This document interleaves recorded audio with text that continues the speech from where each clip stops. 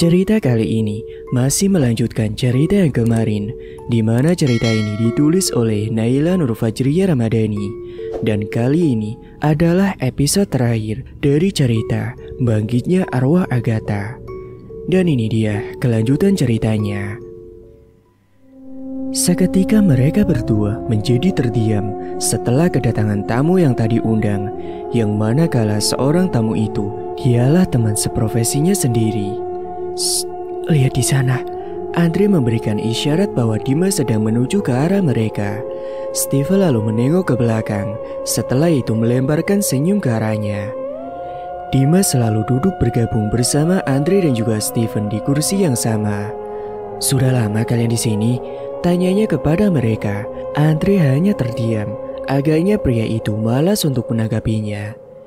Iya nih, dari tadi lo baru datang. Timpal Steven yang kala itu menyautinya, sekedar berbahasa basi menanyakan maksud kedatangannya. Enggak, sebenarnya udah dari pagi, cuma tadi masih ada urusan sebentar, ujarnya sambil menggaruk kepalanya. Andre nampak menyunggingkan bibirnya, seperti tak suka dengan jawaban yang Dimas berikan. Urusan perempuan maksudnya, serunya yang langsung asal bicara. Melihat temannya terbawa emosi, Steven pun langsung menyenggol lengannya, memberi tanda bahwa dirinya harus menahan emosinya, karena mereka sedang berada di kawasan rumah sakit. Jika sampai terjadi baku hantam, maka nama mereka berdua sebagai seorang dokter spesialis akan tercoreng. Gue balik dulu, soalnya banyak pasien yang harus aku tangani, papar Andre dengan wajah jutek. Kemudian dirinya melangkah pergi meninggalkan mereka berdua yang masih melihatnya dengan mengerutkan kening karena sikap anehnya itu. Ada apa dengannya, Steve? Tumben sinis gitu bicaranya. Tanya Dimas sembari celingukan memastikan bahwa teman seprofesinya itu sudah masuk ke dalam. Mungkin dia lagi PMS kali. Celetuk Steven berusaha mendinginkan suasana agar gelagat mereka tak dicurigai olehnya. Lalu mereka berdua pun tertawa terbahak-bahak. Setelah itu, Dimas dan Steven nampak berbincang membicarakan tugas-tugas mereka. Sampai asiknya mengobrol, Steven baru teringat bahwa dirinya harus menemui Clara untuk mengetahui kabar selanjutnya mengenai hasil otopsi mamanya. Dia lantas berpamitan kepada Dimas untuk kembali menyelesaikan pekerjaannya itu. Sengaja, Eyang Rekso beserta yang lain tak turut serta dalam penyelidikan tersebut. Steven meminta mereka untuk beristirahat di apartemennya karena dia merasa kasihan, apalagi melihat tubuh Eyang Rekso yang sudah sangat rapuh. Jikapun memaksakan ikut, itu juga akan berpengaruh pada kesehatannya. Sedangkan Steven sendiri juga masih membutuhkan beliau untuk menerawang lebih lanjut tentang penyelidikan kasus Agatha. Steven melihat Clara tengah duduk sendirian di luar ruangan kamar pasien lain. Entah kamar siapa itu. Matanya hanya tertuju pada gadis yang tengah tergugu pada kursi ruang tunggu. Terdengar bunyi suara derap kakinya yang terdengar oleh Clara. Gadis itu pun mendongakkan wajahnya ke arah suara tersebut dan menemukan Steven yang sudah berdiri tepat di hadapannya. Sontak saja, dirinya langsung mendaratkan tubuh lemahnya pada pelukannya, meluapkan segala kesedihan yang dia rasakan lewat air matanya, dan berusaha membagi dukanya kepada pria yang sangat dicintainya itu. Walaupun sebenarnya dia tahu bahwa kali ini pria itu sudah menjadi milik orang lain, namun tak ada seorang yang mengerti suka duka yang dirinya rasakan kecuali lelaki yang duduk bersamanya saat ini. Aku sudah tak punya siapa-siapa lagi, Steve. Mengapa semua ini terjadi padaku? Mengapa seakan-akan aku dihukum oleh kesalahan yang tidak pernah aku perbuat? Ujar Clara kepada Steven. Dia mengeluarkan keluh kesah yang dirasakannya kala itu. Lelaki itu mengusap punggungnya, berusaha sebisanya untuk menenangkan teman masa kecilnya itu. Dia biarkan gadis itu bersandar di pundaknya dan meluapkan segala kekesalannya itu padanya. Berharap sesudah ini hatinya akan menjadi tenang kembali. Semua orang pasti akan meninggalkan dunia ini, bahkan untuk selama-lamanya. Kejadian yang dialami Clara, Steven pun dulu juga pernah mengalaminya. Kehilangan kakak tersayangnya sangatlah membuatnya terpukul saat itu. Namun dengan dukungan dari semua pihak, temannya, kawannya, kekasihnya, saudara-saudaranya, Kini sedikit demi sedikit dia pun bisa bangkit dari keterpurukannya tersebut. Jalan yang ditempuhnya masih panjang, berlarut-larut dalam kesedihan hanya akan membuang waktunya saja. Untuk melupakan kejadian pahit itu, Steven pun mulai menyibukkan dirinya dengan pekerjaan yang selama ini telah dia tekuni. Hanya dengan inilah, sedikit beban yang dirasakannya bisa dilupakan sejenak. Apalagi jika melihat semangat para pasiennya yang ingin sembuh dari sakit yang dideritanya. Semua itu bahkan membuat Steven sadar bahwa hidup itu sangatlah berharga. Sama seperti pesan almarhum kakaknya pada waktu itu, begitu juga dirinya yang saat ini mencoba untuk menghibur Clara dengan memberikan petua-petua yang sama sebagai penyemangat hidupnya. Sudahlah, Ra, semua ini sudah takdir. Kau harus ikhlas menerima semua ini. Jangan berkecil hati. Aku masih di sini. Genggamlah tanganku saat kau merasa hilang arah, ujarnya kala itu. Iya, Steve. Apa yang kau katakan semua itu adalah benar. Semua memang sudah tertulis dalam nasib masing-masing orang. Tapi untuk siapa saat ini aku hidup jika sekarang tujuan hidupku saja sudah meninggalkanku? Seru Clara dengan perasaan sedih yang mendalam. Aku masih di sini, Ra, ucap Steven sambil menggenggam kedua tangannya. Lalu, apa aku harus menggenggam tanganmu, sedangkan hati dan cintamu sudah menjadi milik orang lain? Seburuk itulah diriku, Steve. Sampai satu persatu orang yang kusayangi pergi meninggalkanku sendirian di sini. Clara pun semakin terisak oleh tangisannya. Sudah, jangan bilang seperti itu lagi. Aku masih Stevenmu yang dulu. Mungkin hati ini sudah diisi oleh nama orang lain, tapi hanya kau satu-satunya sahabat terbaik yang pernah ada, Ra, ucap Steven yang tetap mencoba menghiburnya. Clara masih tersudut oleh kalimat yang terucap dari bibir teman masa kecilnya itu. Seolah-olah dirinya merasa bahwa Steven hanya mencoba mengasihinya saja atas peristiwa yang baru saja menimpanya. Tiba-tiba pintu pun terbuka. Tak berselang lama, dua orang dokter forensik yang bertugas mengotopsi mayat Tante Eva keluar dari ruangan. Ada beberapa lembaran catatan tentang pembedahan yang dilakukan oleh mereka. Selanjutnya, satu berkas yang lain diserahkan ke keluarga korban untuk mengurus surat kematiannya lebih lanjut. Jika ditanya mengenai kasus kematian tak wajar itu, mereka hanya menggelengkan kepalanya. Semuanya telah mereka rangkum dalam beberapa catatan yang akan diserahkan kepada pihak rumah sakit. Kemudian mereka pun berlalu meninggalkan Clara yang masih terpaku sembari matanya tetap mengamati tubuh yang tergolek tak bernyawa yang hanya ditutupi lembaran kain putih. Ra, mau ikut aku ke sana atau nunggu di sini aja? Tegur Steven yang saat itu membuyarkan pandangan sendunya terhadap jasad mama tersayangnya. Sontak saja, ajakan darinya membuat dirinya terkejut. Iya, aku ikut aja lah. Lagi pula mereka tadi juga tidak menjelaskan apa-apa. Kalau keadaannya terus begini, aku malah jadi bingung untuk mengungkap siapakah pembunuh mamaku sebenarnya, tuturnya pada Steven. Steven pun mengangguk, mencoba untuk sepaham dengan gadis yang sudah lama menjadi temannya itu. Dia tak mau berpanjang lebar untuk menjelaskan secara detail tentang kematian tak wajar yang menimpa Tante Eva, yang manakala pelakunya bukanlah dari kalangan manusia biasa. Mungkin saja setelah dirinya mengajaknya ke sana, temannya itu akan mengerti sendiri. Daripada dirinya yang harus menjelaskan padanya, nantinya selisih paham di antara mereka akan terjadi lagi, dan persahabatan mereka akan merenggang kembali. Lelaki itu berusaha menempatkan posisinya, karena hari ini, esok dan selamanya, Clara hanya mengenal dan memiliki dirinya saja sebagai tempatnya untuk bersandar. Kedua orang tuanya juga sudah lebih dulu dipanggil oleh Sang Holy. Keberadaannya sekarang ini akan sangat berpengaruh padanya. Dan mungkin dengan kehadirannya tersebut, dirinya bisa menghiburnya dan mengembalikan senyumnya yang telah hilang. Dua dokter forensik itu memberitahukan tentang hasil otopsi yang telah mereka lakukan. Dan hasilnya sama, tak ada bekas sidik jari maupun bekas tindakan manusia lainnya yang kala itu menyakiti dan membunuh korban.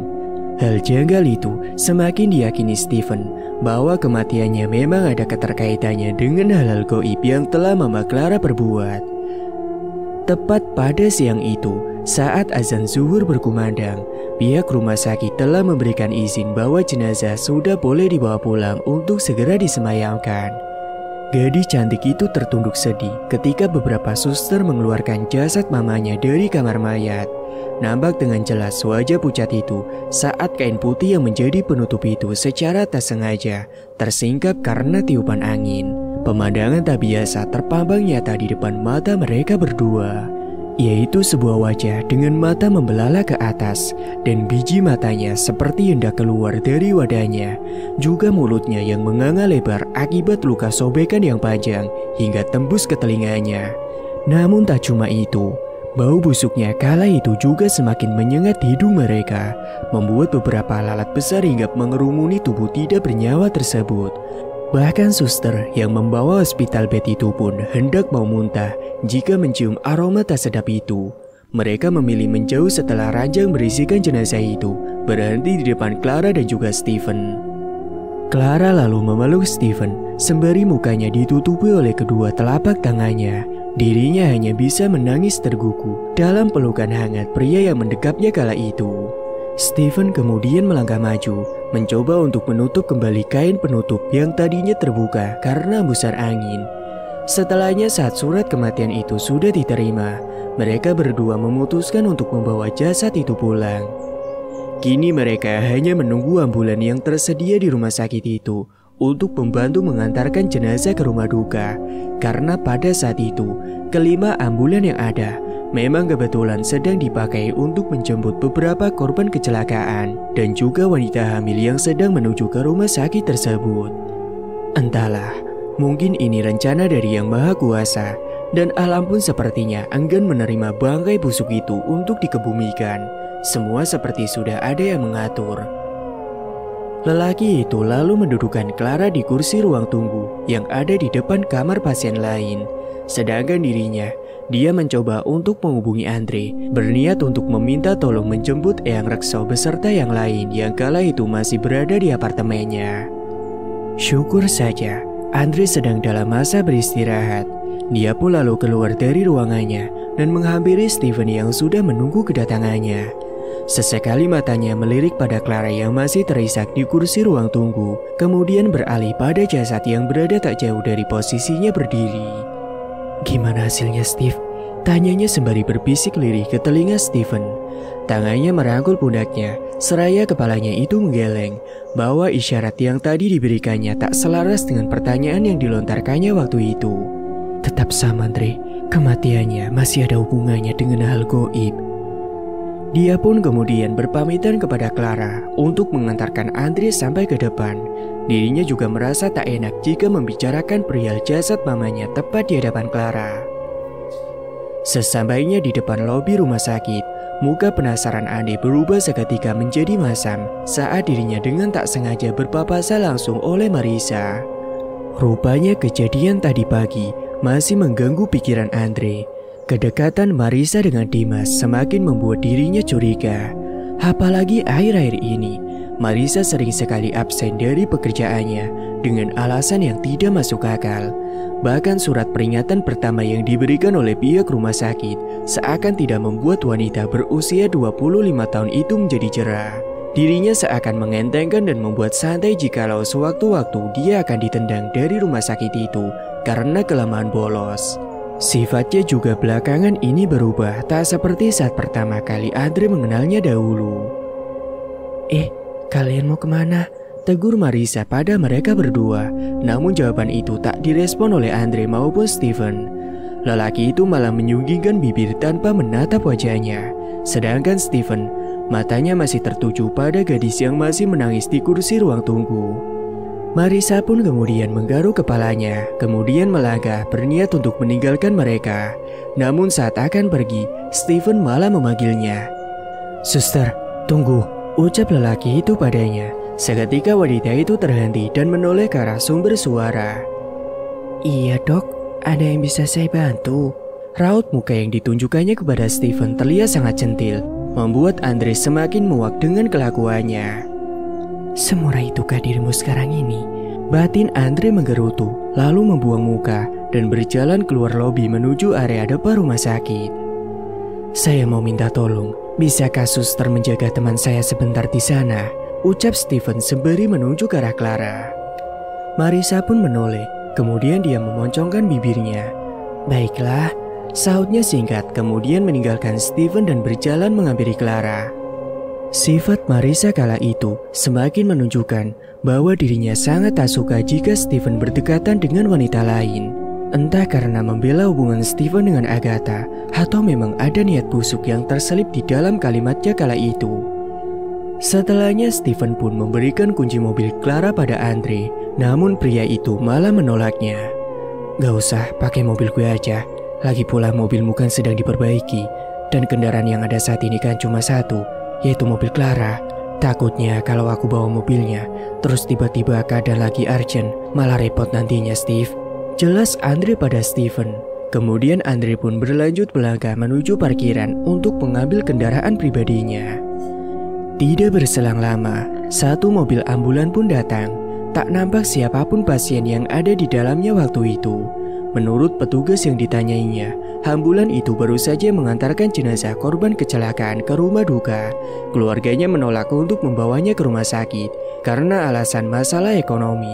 Jadi mereka sepakat untuk mengantarkan jasad itu ke rumahnya saja. Belum sempat meminta bantuan untuk mengantarkan kembali membawa jenazah Tante Eva pulang, mereka malah pergi dan meninggalkan Steven begitu saja. Sampai-sampai teriakannya pun tidak dihiraukan oleh mereka. Tak mau berpikir lebih lama lagi, Steven pun memutuskan untuk menyopiri sendiri kendaraan tersebut. Dirinya juga melihat kunci ambulan itu masih menancap. Dia lalu kembali menghampiri Clara untuk memberitahukan, dan juga para pekerja medis yang lain untuk membawa hospital bed yang ditiduri jenazah tersebut untuk dimasukkan ke dalam ambulan. Sebelum itu, dia mengirimkan pesan terlebih dahulu kepada Andre agar dia membawa Eyang Raksau beserta yang lainnya untuk langsung menuju alamat lokasi rumah Clara yang telah dikirimkan kepadanya.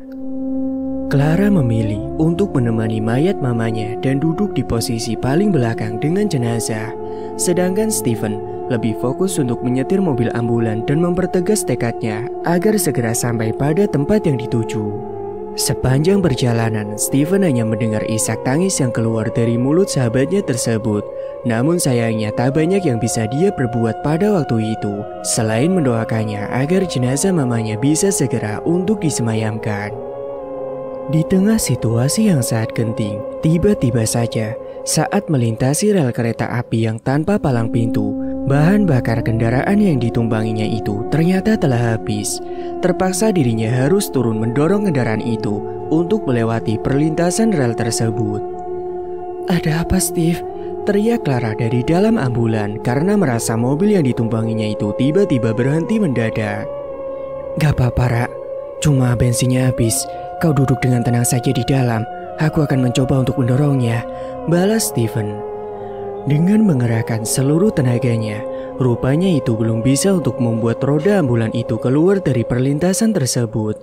Dia pun mengeceknya, dan ternyata bagian roda lainnya tersangkut pada lubang rel kereta api yang lumayan cukup besar, sehingga membuat mobil itu tak berkutik walaupun sudah berusaha didorong dengan sekuat tenaga. Steven menoleh ke kanan dan ke kirinya. Sepi, tak ada manusia ataupun kendaraan lain yang melintasi area tersebut.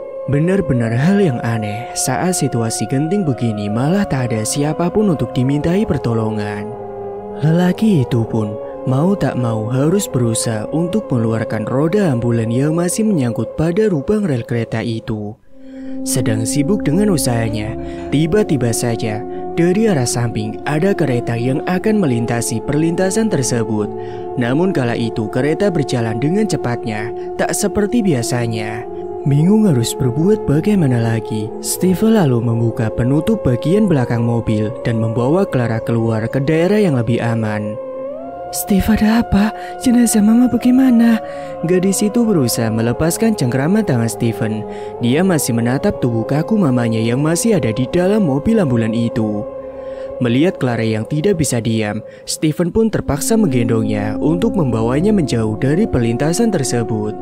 Ketika dirinya berniat ingin kembali untuk mengambil jasa Tante Eva, waktu yang dimilikinya ternyata tak cukup, sehingga bagian depan kereta dengan cepat menghantam badan ambulan hingga terpental beberapa ratus meter, membuat jasad itu terguling dan terjatuh tepat di atas perlintasan rel tersebut.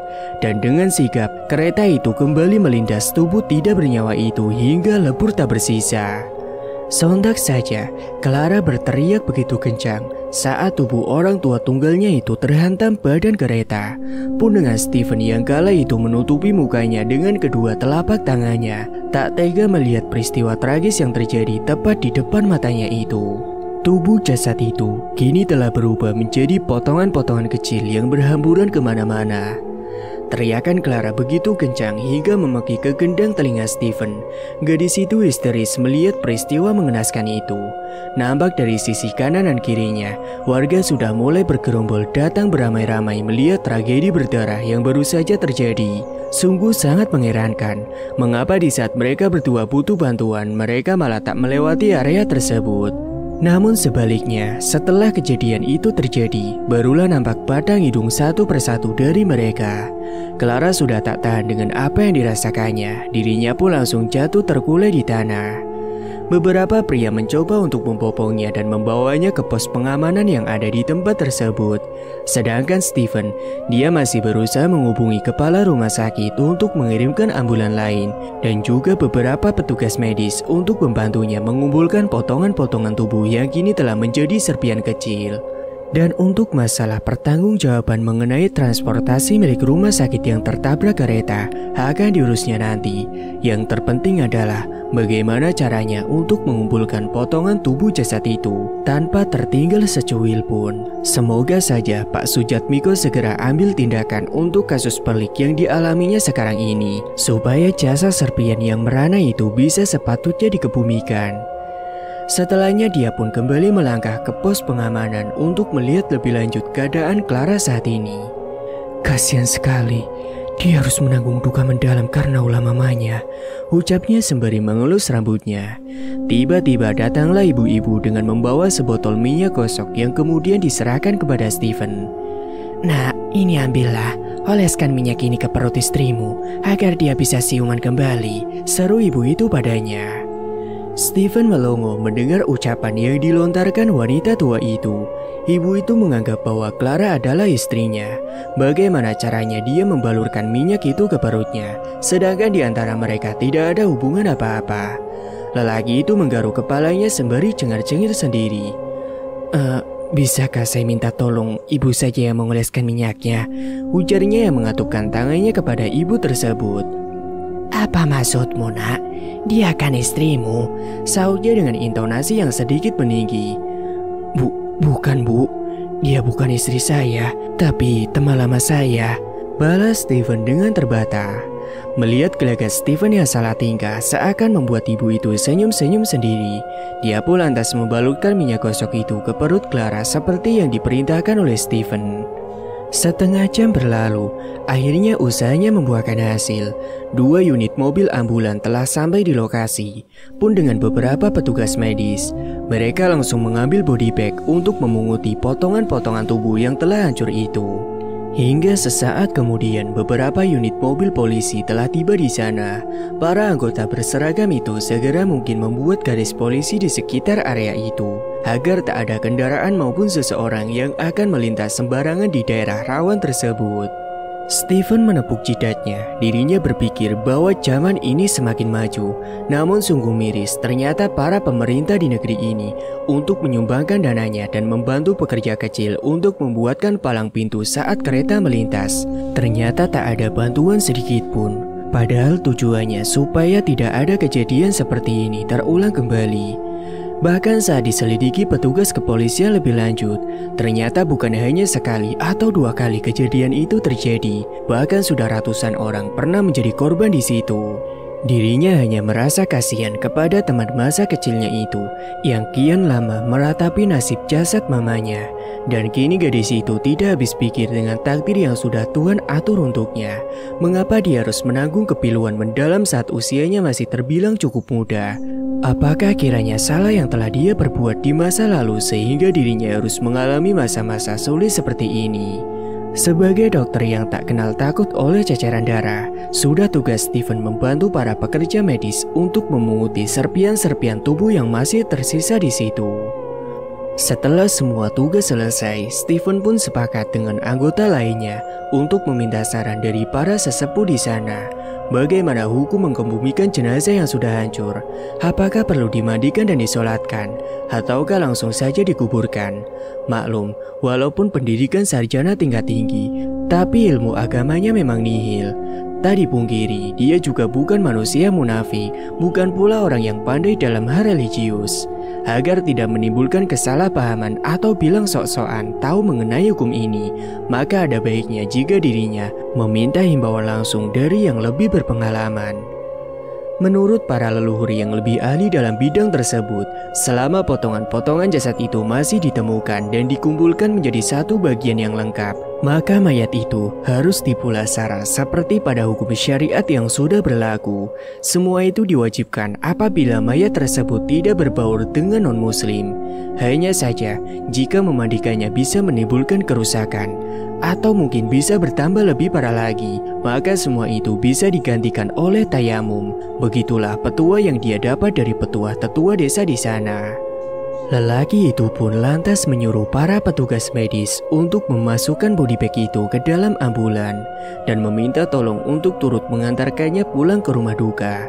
Atas bantuan dari kepala rumah sakit, proses evakuasi tak ada kendala apapun. Dia lalu berlanjut untuk menghampiri Clara dan mengajaknya untuk naik bersama pada ambulan yang satunya lagi.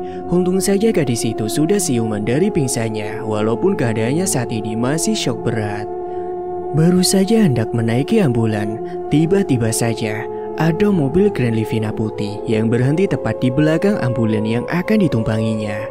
Steven mengamati plat yang tertera di depan badan mobil itu, P417DRE. Plat buatan khusus berinisial nama seseorang itu. Dia sangat mengenalinya.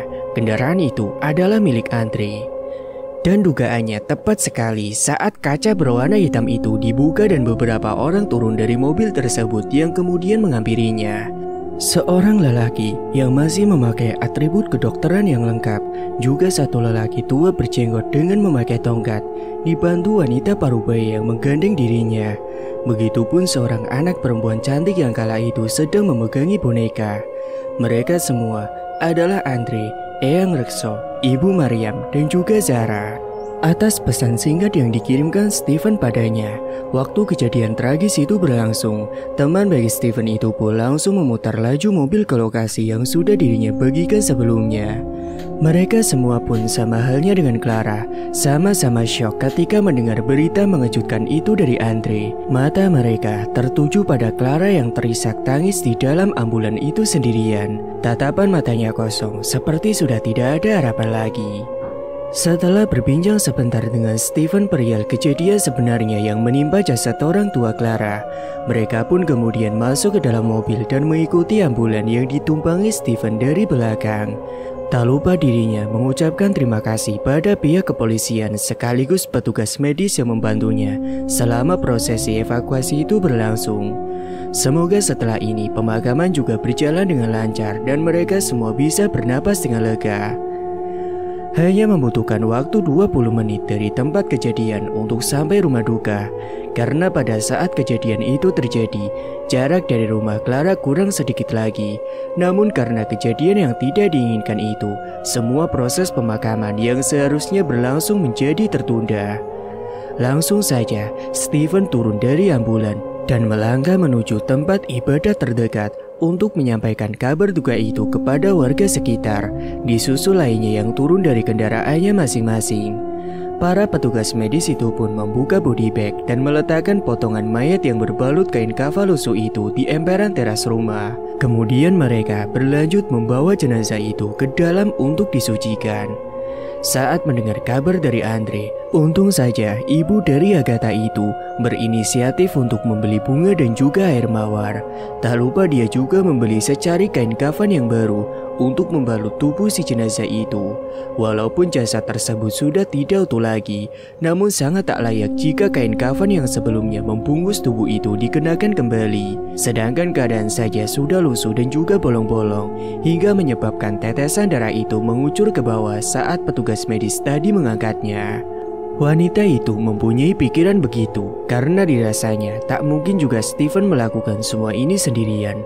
Apalagi melihat keadaan Clara yang masih dilanda shock akibat kejadian tragis yang dialaminya barusan. Dirinya sudah kepikiran bahwa Steven tak mungkin sempat untuk membeli kain kafan yang baru karena kesibukannya yang kesana kemari mengurus Clara dan juga memberitahukan kabar duka itu kepada yang lainnya. Dan ternyata duganya itu tidak salah. Untung saja dia berpikiran demikian. Jika tidak, entah apa yang terjadi selanjutnya pada jasad mamanya Clara kala itu. Semua warga pun akhirnya berkumpul untuk memulai prosesi pengajian sebelum jenazah itu ditayamumkan. Disusul Steven yang datang belakangan bersama ustadz muda yang menempati kawasan daerah itu. Clara beruntung karena masih ada orang yang peduli dengan jasad mamanya. Mereka masih sudi datang dan mendoakan almarhumah meskipun tindakan mamanya sewaktu masih hidup tidak bisa ditolerir lagi. Dulu, mamanya Clara dikenal sebagai orang yang kikir dan sombong di kawasan rumahnya kala itu. Dirinya selalu menghina orang yang ekonominya lebih rendah darinya, sehingga membuat para warga di sana merasa kesal atas tindakan yang diperbuat selama hidupnya. Namun, mereka semua lebih mengesampingkan egonya dan membuka sedikit hati nuraninya saat melihat Clara. Mereka merasa kasihan karena gadis itu sekarang sudah tidak punya siapa-siapa lagi. Saat pembacaan Yasin selesai, segera jenazah itu ditayamumkan oleh para ibu-ibu di dalam sana. Begitupun Bu Maryam yang turut membantu proses tersebut, sedangkan golongan laki-laki mereka menunggu sebentar di luar. Nampak dari kejauhan, ada beberapa pemuda Karang Taruna yang memikul keranda itu menuju ke rumah duka. Setelah semua proses itu dilakukan, barulah ustadz muda itu membacakan doa penutup sebelum jenazah itu digiring ke pemakaman. Seruan para warga mengucapkan tahlil mengiringi rombongan jenazah menuju ke tempat peristirahatan terakhirnya. Terlihat sudah 3 orang lelaki yang menunggu jasad itu sambil mengusap peluh yang menetes di keningnya. Mereka adalah para pekerja yang bertugas menggali lubang kubur. Maklum saja, semua proses dilakukan secara mendadak. Begitupun dengan galian pada makam itu. Pekerja itu nampak mengeluh saat prosesi penggalian berlangsung. "Galinya susah Ustadz, di tanah ini tertanam banyak batu-batu besar," keluhnya pada Ustadz muda itu. Ustadz itu hanya melemparkan senyum sembari berkata, "Tapi akhirnya selesai kan?" tegasnya dengan lembut, lalu meminta para pemuda yang memikul keranda itu untuk menurunkannya tepat di samping lian lahat yang sudah digali. Namun saat jenazah akan disemayamkan, lubang galian itu tiba-tiba tertutup kembali. "Astagfirullah, apalagi ini?" keluh Steven bersama para warga yang lain. Setengah dari mereka yang dari kalangan ibu-ibu sudah mulai berbisik membicarakan kejadian yang terjadi tepat di depan mata mereka. Tak berselang lama, potongan jenazah yang dibalut kain kafan putih itu tersulut oleh api. Entah dari mana datangnya api tersebut. Semua itu sudah kehendak dari Yang Maha Kuasa, dan alam pun turut menyaksikan jasad penuh dosa itu yang ditolak oleh bumi. Semua warga pun akhirnya berangsur mundur, pun dengan Steven yang mendekat erat Clara saat gadis itu mencoba mendekati jasad mamanya yang sudah terbakar. Wallahu a'lam, apapun yang telah diperbuat almarhumah selama hidup di dunia sudah dibalas dengan karma setimpal yang diberikan oleh Sang Pencipta alam semesta. Singkat cerita, 3 hari setelah kejadian itu, psikis Clara benar-benar terganggu. Bahkan untuk tidur pun gadis itu harus pergi ke kamar almarhumah mamanya terlebih dahulu. Pernah suatu ketika, Steven datang pagi-pagi membawakan sarapan untuk Clara, dan di saat itu pula, dirinya menemui Clara tengah terbaring pulas di ranjang mamanya, sembari rambutnya dielus oleh Bu Maryam. Lelaki itu tak membiarkan temannya berlarut-larut dalam kesedihannya, sehingga dia meminta tolong kepada ibu dari Agatha untuk menemani Clara sampai gadis itu benar-benar pulih dari traumanya. Akhir-akhir ini, Clara memang sering sakit-sakitan semenjak kepergian orang tua tunggalnya tersebut. Tak banyak pula dokter yang menyarankan untuk membawanya ke psikolog untuk dites. Namun lagi-lagi Stephen manggil, dia tak sependapat dengan dokter manapun yang menyarankan semua hal itu kepadanya. Dirinya menganggap bahwa temannya itu masih waras dan tidak mempunyai riwayat gangguan jiwa. Hanya saja untuk pulih dari traumanya memang sedikit membutuhkan waktu lama. Bu Mariam pun juga telah menganggap Clara sebagai putrinya sendiri, walaupun mereka berdua belum berkenalan lama. Mungkin karena umurnya yang terpaut tak jauh dari putri kandungnya, membuat wanita parubaya itu teringat akan Agatha, lalu menganggap gadis itu sudah seperti anaknya sendiri. Sore itu, sekitar pukul 4, Stephen kembali berdinas hingga larut malam di rumah sakit tempat biasa dirinya bertugas. Dengan ditemani beberapa suster, lelaki berwajah tampan itu menangani para pasiennya dengan segenap hati. Senyum tawa ceria tak luput dari lekungan bibir manisnya, tatkala membuat siapapun yang melihatnya akan merasa terpana. Tapi siapa sangka di balik sikap yang ceria itu tersembunyi satu teka-teki kecil yang belum bisa dirinya pecahkan hingga sekarang. Ada saja hal yang selalu menghalanginya untuk menyingkap sebuah tabir tentang apa dan tiadanya calon istrinya tersebut. Terlebih lagi, fakta mengejutkan tentang Marissa pun dibongkar oleh Andre, yang tak lain adalah sahabat lama Stephen sekaligus teman seprofesinya sendiri. Wanita yang pernah singgah di hatinya itu terpergok tengah berbicara dengan seseorang dengan intonasi yang cukup tinggi, sehingga dari jarak 1 meter darinya, Andre bisa mendengar keluh kesahnya terhadap orang yang sedang diajaknya bicara saat itu. Selesai menelpon, Marissa terlihat melangkah menuju ruang ganti pakaian. Langkahnya terlihat tergesa-gesa. Nampaknya gadis itu akan meninggalkan pekerjaannya dan hendak bertemu dengan seseorang. Entah siapakah itu. Mungkin dengan orang yang baru saja bicara dengannya lewat telepon. Andre mengendap-endap di balik tembok rumah sakit sembari menunggu Marissa keluar dari ruang ganti. Dan tidak berselang lama, gadis berambut ikal itu keluar dari ruangannya. Dia tengah membenahi tali heels yang dipakainya kala itu. Potongan t-shirt berwarna putih dipadukan dengan jeans bermerek, serta rok span sepanjang lutut, seolah semakin memperlihatkan tubuhnya yang ramping. Tak lupa setelahnya wanita itu mengenakan masker sebelum nantinya ada yang memergokinya pergi secara diam-diam dari tempat kerjanya itu. Dia terlihat sedang menunggu kendaraan di tepian jalan raya dekat gerbang rumah sakit. Andre pun buru-buru untuk mengambil kuda putihnya yang semula diparkir, yang kemudian memberhentikan tepat di samping pos security agar Marissa tidak mencurigainya bahwa saat ini dirinya tengah diikuti. Kemudian terlihat Marissa sudah menaiki kendaraan berwarna biru muda yang sudah siap melaju untuk mengantarkannya ke tempat yang dia tuju. Segera lelaki itu menancap gasnya dan mengikuti secara perlahan kendaraan Marissa dari belakang. Mungkin mereka hanya berjarak sekitaran 3 meteran. Dan waktu itu, kendaraan Andre juga tepat berada di belakang mobil Avanza bermodif. Jadi tak ada alasan untuknya jika sampai kehilangan jejak lagi. Hampir 1 jaman lebih, akhirnya taksi yang ditumpanginya berhenti di sebuah restoran kecil yang dinding-dindingnya masih dibuat oleh anyaman bambu. Andre merasa tak asing dengan jalanan yang dilewatinya saat ini. Jalan yang sudah beraspal itu adalah jalan kecil menuju gang, di mana dengan menempuh jarak sekitar setengah jam, jika menumpangi kendaraan roda 2, akan terlihat apartemen mewah yang menjadi tempat singgah temannya, yaitu Stephen. Untuk apa dia kesini? Celetuknya kala itu sambil celingukan ke kanan dan ke kiri, memastikan dengan benar siapakah gerangan orang penting yang akan ditemuinya oleh mantan kekasihnya itu. Apa dia ada janji dengan Dimas? Tapi mengapa di tempat ini? Aku lihat tadi bukannya Dimas masih praktek di rumah sakit. Berbagai hal mulai merasuk ke dalam pikiran Andre. Tiba-tiba saja, tepat dari arah gang itu, muncul seorang lelaki berbadan tegap yang berjalan ke arah kedai, di mana di sana sudah ada Marissa yang tengah berdiri menunggu seseorang di situ. Entah apa yang mereka perbincangkan, Andre pun tak tahu, karena ada sekat yang menghalanginya untuk melihat sedang apakah mereka berdua di dalam kedai tersebut. Tak mungkin pula jika dia memutuskan untuk turun dari mobilnya yang nantinya ulahnya itu hanya akan dicurigai oleh Marissa. Mau tak mau, Dokter berwajah oriental itu harus menunggunya sampai Marisa dan lelaki itu keluar dari kedai kecil itu. Setelah menunggu cukup lama, akhirnya dua orang yang dinantinya itu pun keluar. Entah sengaja atau tidak, atau mungkin ini sudah ditunjukkan langsung oleh Yang Maha Kuasa.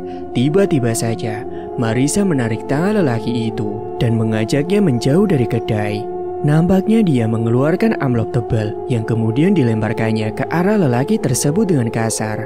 Namun saat amplop itu dilempar, nampaklah beberapa lembaran uang ratusan ribu dari dalam benda berisi coklat itu menjadi berhamburan di tanah. Sesegera mungkin lelaki itu memungutinya dan mendekapnya dengan erat di dadanya.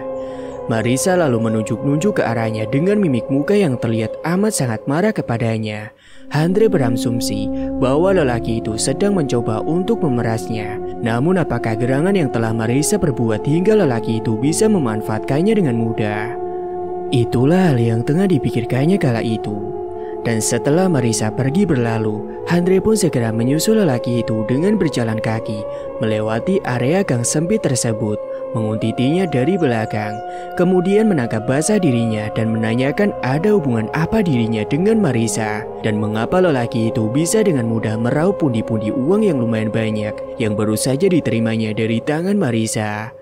Saat meraba saku celananya dan berniat untuk mengambil gawai, tanpa sadar Andre telah memasukkan sebuah gunting ke sana, yang manakala gunting itu tadinya dipergunakan untuk menggunting perban salah satu pasiennya saat bertugas di rumah sakit tadi.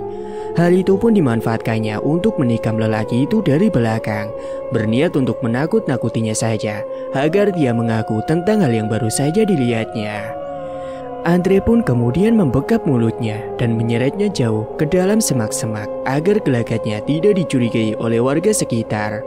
Setelah dirasa aman, dia pun segera menginterogasi lelaki tersebut.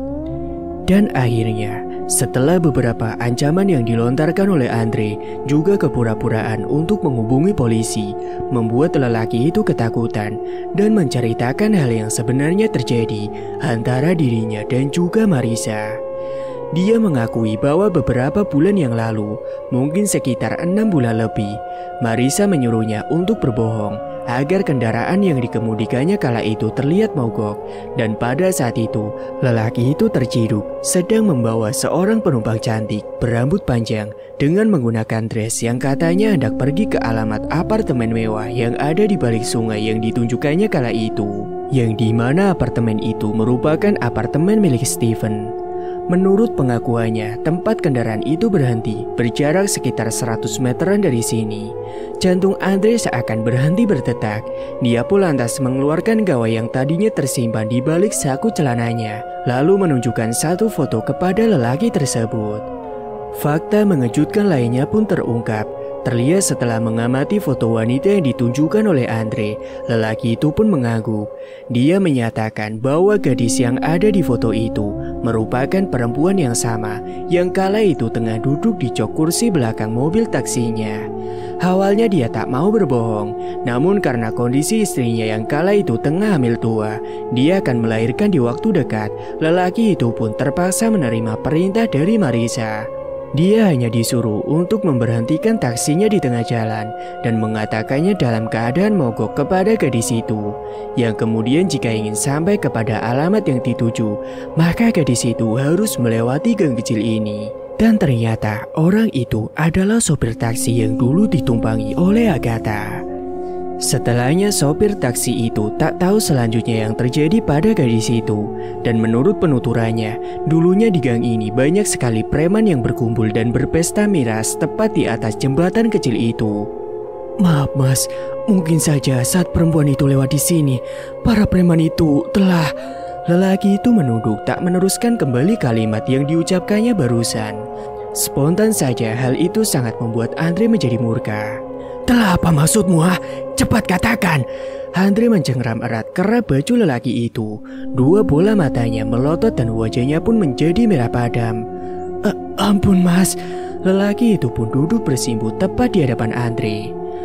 Lalu, apakah benar yang diucapkan sopir taksi bayaran itu, bahwa saat itu memang ada suatu hal buruk yang telah menimpa Agatha? Kepergian Agatha yang misterius, juga Agatha diketahui belum ditemukan hingga saat ini. Setelah mengetahui semuanya, Andre pun menyeret lelaki itu untuk ikut bersamanya dan bersaksi di depan Steven bahwa Marissa turut ambil andil dalam menghilangnya Agatha selama ini. Dan semua simpatik Marissa selama ini juga kepura-puraannya Marissa untuk membantu mencari Agatha adalah sebuah kepalsuan. Jika benar Marissa adalah dalang di balik menghilangnya Agatha, maka Andre akan menjadi orang pertama yang akan memasukkan dirinya ke dalam jeruji penjara. Singkat waktu, saat di rumah sakit, Andre langsung saja mencari Marissa. Tangannya mengepal, emosi di jiwanya semakin menggebu dan tidak tertahankan. Kebetulan sekali malam itu tepat di depan matanya, dia melihat Steven yang masih sibuk bertugas. Lelaki itu langsung menyeret tangan temannya, hingga Steven merasa kesakitan dengan cengkraman kuat di pergelangan tangannya. Dre, apa-apaan ini? Sakit sekali nih tanganku. Steven langsung menempik tangan Andre dan mencoba menghindar. Ada hal penting yang harus kau tahu. Aku ingin menunjukkan sesuatu padamu. Ayo, kita sudah tidak ada waktu lagi. Semuanya harus terungkap malam ini juga. Mata Andre semakin memerah. Pandangannya melotot tajam ke arah Steven. Hingga tanpa sadar, bulir putih bening mengalir begitu saja membasahi pipi Andre. Iya, oke. Tapi tenanglah Andre. Kontrol emosimu dulu. Ada apa sebenarnya padamu hari ini? Kenapa kau terlihat begitu aneh? Cecar Steven sembari berjalan mengikuti irama kaki Andre melangkah. Di situ kebetulan Marissa tengah bercengkrama dengan rekan para perawatnya. Dengan santainya dia bersenda gurau seperti tidak terjadi sesuatu. Disitulah Andre melepaskan genggamannya pada tangan Steven, lalu menarik dengan kasar pergelangan Marissa hingga wanita itu jatuh tersungkur tepat di hadapan Steven. Apa-apaan ini? Marissa mengerutkan dahi sembari melotot tajam ke arah Andre. Ikut aku, Steve. Kita bicarakan semua ini di ruanganmu saja. Aku tak mau rekan seprofesi kita tahu persoalan ini. Ajaknya kepada kawannya itu. Bodoh sekali diriku selama ini, bisa terperdaya oleh mulut manisnya. Sekarang tatapan matanya mengarah ke Marissa. Degup irama jantungnya terdengar sangat jelas akibat emosi yang tidak bisa dikontrolnya. Mereka pun sepakat untuk membicarakan hal penting itu di ruangan Steven. Sebelum itu, Steven menghampiri petugas cleaning service dan menyuruhnya untuk membelikan sebotol minuman agar Andre merasa lebih baik. Kalian duluan saja ke ruanganku. Aku masih harus menunggu petugas kebersihan itu kembali, suruhnya kepada Marissa dan Andre. Dan tidak menyia-nyiakan kesempatan, Andre pun langsung menarik paksa Marissa dan berharap agar secepatnya dirinya sampai ke ruangan Steven. Dre, sakit Dre, kasar sekali kamu ini. Aku tak pernah melihat kau bersikap seperti ini sebelumnya padaku. Papar Marissa penuh keheranan mengapa mantan kekasihnya itu terlihat begitu marah kepada dirinya. Kamu tanya apa yang membuatku bisa semarah ini? Iya, kamu alasannya, Cak. Kamu. Sambil menunjuk-nunjuk ke arah Marissa hingga jemari telunjuknya itu hampir mendekati wajahnya. Andre pun mengentakkan pukulan ke atas meja. Ingin sekali rasanya aku melayangkan pukulan ini ke arahmu. Sayangnya kau adalah seorang perempuan. Kalau tidak, mungkin kau sudah tidak bernyawa di ruangan ini. Ucap Andre masih tetap menatapnya dengan amarah. Dre, jaga bicaramu itu. Marissa berteriak ketika mendengar kalimat yang terlontar dari mulut Andre. Dan pelankan juga suaramu. Jangan pernah bicara padaku dengan nada tinggi. Paham? Sentaknya pada Marissa. Seketika gadis itu terlihat ketakutan dan mundur beberapa langkah. Karena saat ini Andre mulai mendekatinya dengan tatapan seperti orang yang tengah marah besar. Dre, kau... Air mata Marissa mulai menetes. Kau tega sekali bicara kasar padaku. Apa? Tega? Siapa yang tega, Ca? Aku atau kamu? Ucap Andre. Dirinya dalam keadaan emosi, namun dua bola matanya sembab tak bisa dia sembunyikan kembali. Apa yang kau katakan sebenarnya padaku? Terlihat betul wajah Marissa yang mulai terlihat gugup. Kau bersama siapa tadi? Dan siapa seseorang yang bersamamu waktu itu? Andre mulai memainkan kata-katanya. Rupanya lelaki itu ingin membuatnya lebih takut lagi dengan berbahasa basi sedikit dengannya. Padahal dirinya tahu betul siapa gerangan lelaki yang dibicarakannya saat ini. Apa maksudmu? Aku tak mengerti yang kau bicarakan. Tetap saja Marissa menyangkalnya sambil membuang muka agar sikap gugupnya tidak dicurigai oleh Andre. Aku sedang bicara denganmu saat ini. Tatap aku jika aku sedang bicara. Cengkeraman dua tangan mendarat di bahu Marisa. Andre berusaha untuk menatap kedua matanya agar dirinya bisa melihat kebohongan yang disembunyikannya selama ini. Sakit, Dre, lepaskan. Aku merasa kesakitan. Lagi-lagi Marisa merintih kesakitan dengan tindakan yang diperbuat oleh Andre. Oh iya, di bagian mana kau merasa sakit? Di sini, atau di sini? Tangannya mengarah ke beberapa bagian tubuh Marisa, yaitu di pipinya, di hatinya, dan juga di pergelangan tangannya. Harusnya aku yang merasakan sakit, bukan kamu. Apa yang membuat dirimu sampai berbuat serendah itu, Cak? Apa? Dan apa salah Gata padamu? Andre berbalik badan, tak kuasa menatap wajah penuh dusta itu.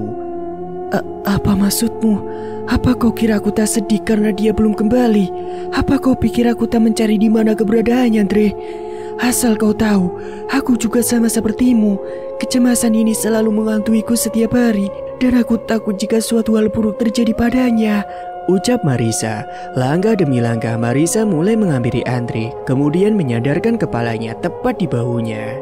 Sejenak mata Andre terbejam, tangannya mulai mengepal, lalu lelaki itu mendorong kasar tubuh Marisa. Hentikan semua dramamu ini, Cak. Sudah cukup. Aku mohon jangan lagi. Semakin banyak kebohongan yang kau sembunyikan, aku malah semakin muak dengan semua sifat-sifatmu itu, ujarnya sembari mengatupkan tangannya. Dan perlu kau tahu, aku bukan lelaki bodoh yang hanya diam saja ketika dimanfaatkan. Sekejap kau merayuku, lalu dengan gampangnya pula hatimu itu kau serahkan kepada orang lain. Air matanya terus saja menetes. Lelaki tegas itu sangat terlihat rapuh saat ini. Kau jual berapa harga dirimu itu, ah? Kembali tangan dingin itu mencengkeram lagi kedua bahunya. Maksudmu apa, Andre? Marisa masih saja berlagak bodoh. Kini mata mereka saling tatapan. Apa yang kau lakukan dengan Dimas di penginapanku itu? Apa kau bisa menjelaskannya padaku? Tidak kan? Karena kau tak tahu jawaban apa dan alasan seperti apa lagi yang ingin kau katakan saat ini. Aku sudah tahu semuanya, Cak. Cukup tahu, bahkan ingin rasanya aku mengumpat saat ini, meluapkan segala emosi yang ada di hatiku. Andre mundur beberapa langkah menjauhi Marisa. Jijik aku sebenarnya berdampingan dengan dirimu, Cak. Jijik sekali rasanya, ucap Andre sambil menyeka air matanya. Aku bisa jelasin semuanya sama kamu. Kamu cuma salah paham aja. Marisa berjalan mendekati Andre. Jelasin apa lagi? Salah paham gimana maksudmu? Boncengan motor berdua, berpegangan tangan, pelukan, bahkan sampai menyewa penginapan segala. Apa itu namanya kau bukan wanita murahan? Sarunya menyunggingkan bibir. Andre puas karena bisa menghinanya habis-habisan. Karena memang inilah yang dia mau dari awal, membuatnya malu hingga tak bisa berkutik dari tempatnya. Dre, jaga ucapanmu. Aku bukan wanita jalang seperti yang kau ucapkan, sautnya dengan nada yang tinggi, seolah tak terima jika dirinya disebut sebagai wanita murahan oleh pria yang pernah ada di dalam hidupnya itu. Sudahlah, jangan munafik. Asal kau tahu, sopir taksi bayaran yang 6 bulan lalu kau suruh juga sudah mengakui semua perbuatannya, paparnya tanpa ampun pada Marisa. Aku tak tahu apa yang kau bicarakan ini. Omonganmu jadi kemana-mana. Permisi, aku mau melanjutkan tugasku. Wanita itu berjalan mendekat ke arah pintu, seolah menghindar dari kenyataan yang sudah dia perbuat. Namun dengan sigap, Andre menghadang langkahnya untuk keluar dari ruangan tersebut. Mau kemana kau? Jangan buru-buru gitu. Sini duduk dulu. Dorongan kasar membuat Marisa harus menduduki kursi putar itu dengan penuh keterpaksaan. Rasa gelisah, ketakutan, sekarang sudah bercampur menjadi satu.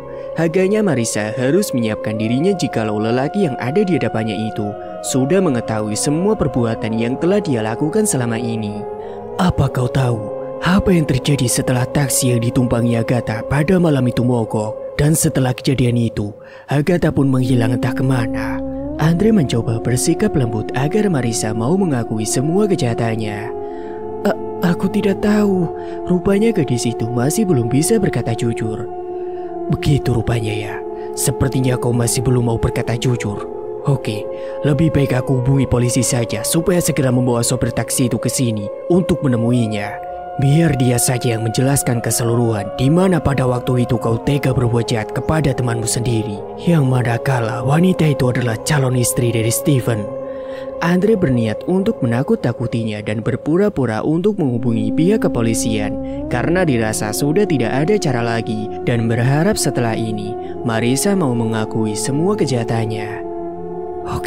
Oke, jangan hubungi polisi dulu. Akhirnya usaha Andre membuahkan hasil. Gadis itu pun langsung beranjak dari duduknya. Iya, memang akulah yang menyuruh sopir itu untuk menghentikan kendaraannya di tengah jalan. Dan aku juga memiliki hubungan gelap dengan Dimas. Asal kau tahu saja, kau tak akan pernah bertemu dengan Agatha lagi. Karena mungkin saat ini dia sudah berada di neraka. Papar Marissa dengan senyum senang dan setengah menyunggingkan bibirnya. Kau... Andre melayangkan tangannya dan hendak menampar pipi Marissa. Kenapa? Mau pukul? Ayo pukul yang keras, ucap Marissa menarik tangan Andre ke arah wajahnya. Apa kau tahu, Tri? Apa yang aku rasakan selama ini? Semenjak dia diterima bekerja di rumah sakit ini, semua orang selalu memujinya. Bahkan Steven, salah satu dokter yang paling ahli dan paling tampan di rumah sakit ini, bisa kepincut padanya. Dengan gampang dia bisa bergaul dengan para staf di sini, termasuk kamu. Hidupnya sangat beruntung, sampai-sampai Steven jatuh cinta pada pandangan pertama dan langsung berniat untuk melamarnya. Sedangkan aku sangat mencintainya hingga detik ini.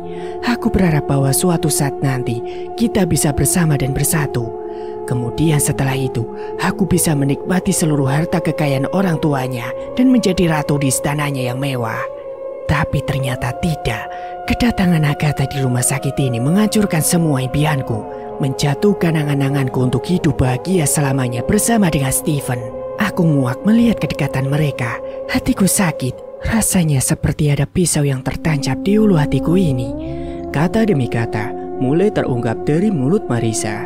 Air matanya menetes bila ingat kejadian yang membuat hatinya hancur kala itu. Maka dari itu, aku meminta bantuan Dimas agar membawa teman berandalannya itu ke jembatan tua yang ada di gang dekat jalan pintas menuju apartemen Steven. Karena aku tahu Agatha pasti akan lewat sana karena sudah tak ada jalan lain lagi selain jalan itu. Dan mungkin saja malam itu para berandalan itu sudah. Seperti orang yang tidak waras, Marissa membeberkan segala kejahatannya itu tanpa rasa bersalah sedikit pun. Setelah berkata demikian, dia tak melanjutkan lagi apa yang terjadi malam itu. Dan kini gadis itu malah tertawa terbahak-bahak. Sudah apa? Cepat katakan. Andre mengguncang tubuhnya dengan keras. Ya apalagi yang harus kukatakan? Mungkin mereka sudah memperkosa dan membunuhnya kan?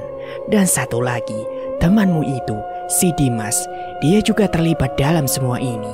Makanya aku menuruti semua kemauannya sebagai imbalan atas keberhasilannya menyingkirkan Agatha dari hidupku. Atau bisa jadi juga Dimas juga turut menikmati tubuhnya pada waktu itu. Dia juga kan salah satu dokter yang punya nafsu tinggi kepadanya. Cukup, sudah cukup. Jangan dilanjutkan lagi. Tiba-tiba saja kemunculan Steven mengagetkan mereka berdua. Lelaki itu langsung menjatuhkan air mineral yang digenggamnya itu ke lantai. Kemudian disusul tubuhnya yang terduduk lemas tidak berdaya setelah dengan tidak sengaja mendengar pengakuan keji dari Marissa. Andre yang melihat keadaan Steven dengan sigap langsung menangkap tubuhnya yang hampir jatuh ke lantai. Minum yang tadinya sebenarnya diberikan untuknya, kini dia bukakan dan dia berikan kepada Steven. Raut wajah Steven sangatlah begitu syok ketika dengan tidak sengaja mendengar pengakuan Marissa. Berulang kali Andre menenangkannya dan menyuruhnya untuk mengambil napas dalam-dalam. Tri, jadi benar kalau dia sudah... Tangisnya menggugu lalu memeluk erat teman lamanya itu. Steven masih tidak menyangka dengan kabar kepergian Agatha, apalagi calon istrinya itu tiada dengan cara yang tidak wajar, yaitu diperkosa dan dibunuh dengan keji. Lelaki itu pun langsung bangkit dan menghampiri Marissa dengan raut muka marah padam serta melibatkan emosi di jiwanya yang tidak dapat dibendungnya. Steven berusaha terus mendesak Marissa agar menunjukkan di mana kiranya mayat Agatha jika memang benar dia telah meninggalkan dunia ini. Pundak Marissa dicengkeram erat oleh Steven, sesekali lehernya juga ditekan kuat olehnya. Cepat katakan di mana jasadnya, atau ku bunuh kau sekarang juga. Wanita macam apa kau sampai tega mencelakai temannya sendiri? Ucap Steven sambil terus mencekiknya. Marisa berupaya untuk melepaskan cengkraman itu, namun tetap saja tenaga seorang lelaki lebih kuat dari dirinya, sehingga saat ini dirinya hampir saja tidak bisa bernapas. Andre yang menyaksikan kejadian itu pun langsung menghampiri Steven. "Steve, stop Steve, jangan lakukan ini, tolong lepaskan," ujarnya sembari terus melepaskan tangan Steven dari leher Marisa.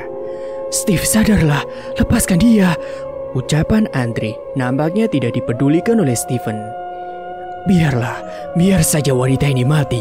Biar dia tahu rasanya dianiaya sekaligus dibunuh seperti apa." Steven bersikuku dengan kata-katanya. Dia tak mau melepaskan cengkramannya begitu saja sebelum Marisa mengatakan di manakah jasad kekasihnya berada saat ini. "Lepaskan Steve, jangan gila lo. Kalau lo tetap bertindak seperti ini, yang ada malah lo gak akan bisa dapetin jawaban apapun. Apa bedanya lo dengan pembunuh Agatha jika sikapmu itu sama seperti mereka?" Andre masih berupaya membujuk dan menenangkan Steven, dan akhirnya Steven pun melepaskan cengkramannya.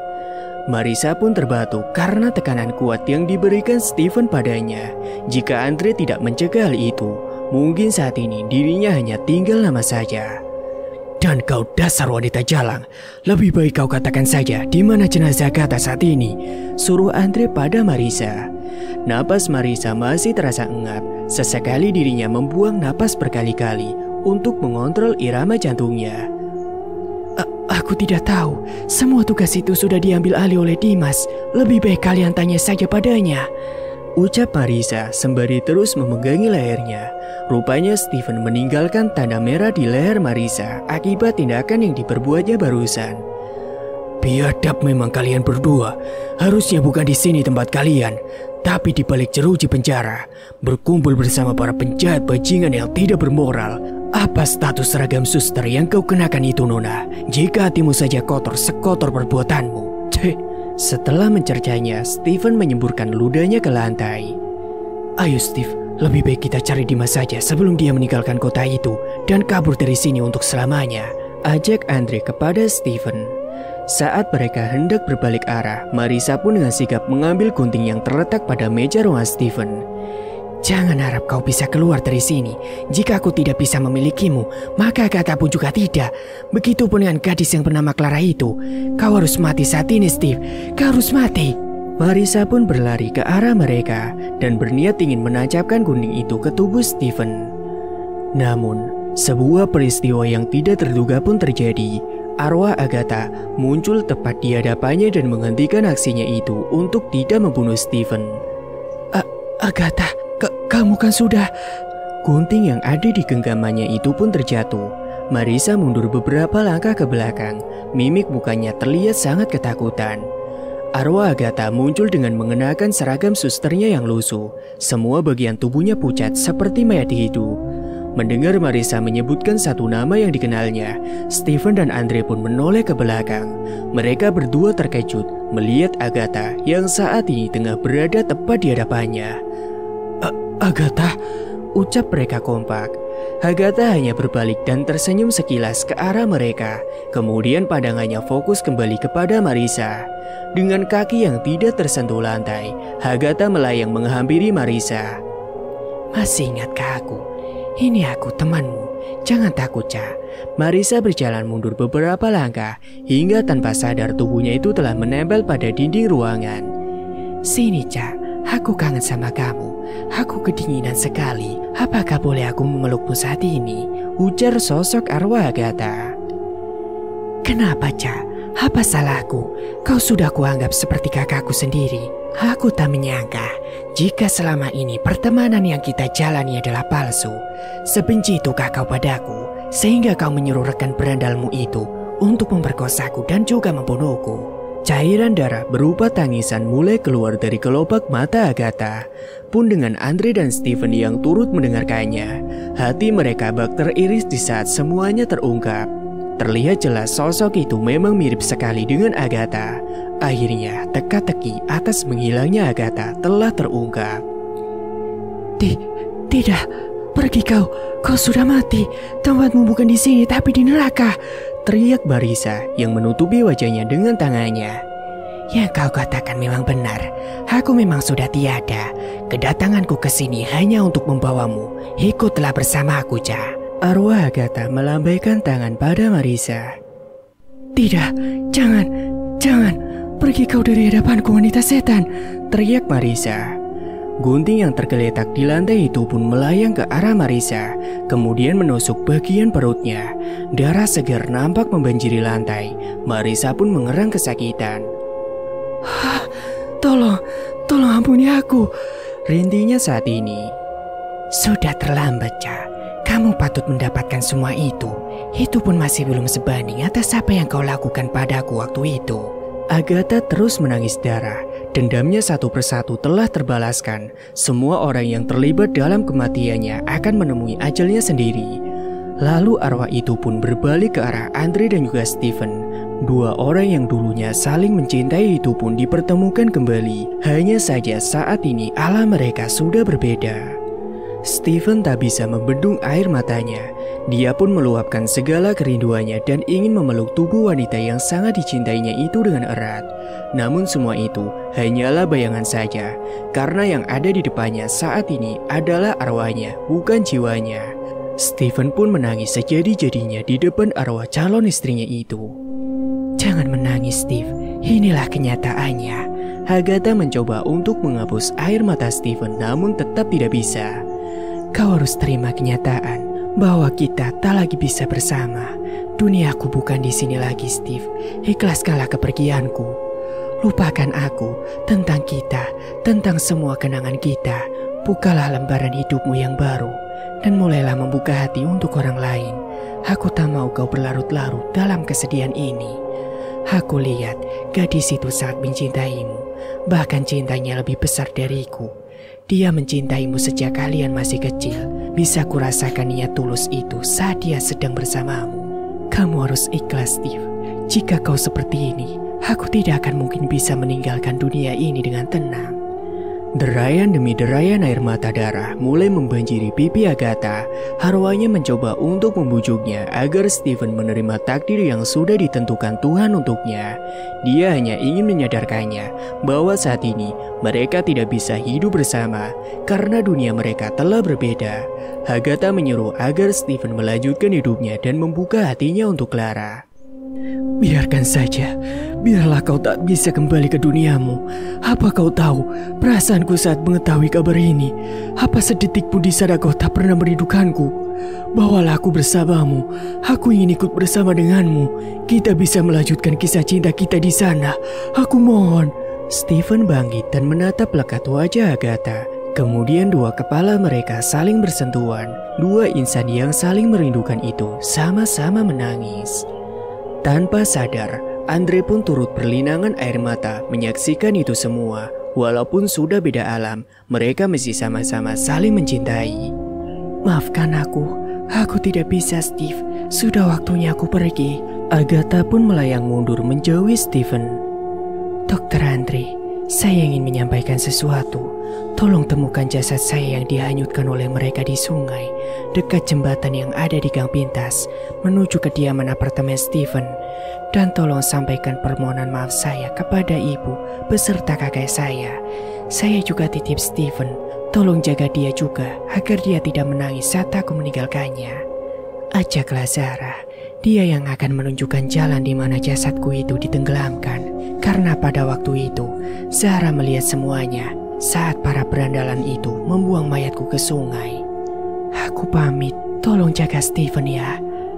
Setelah itu, muncullah sinar putih yang menyilaukan mata mereka. Kemudian sinar itu menghilang, bebarengan dengan menghilangnya arwah Agatha.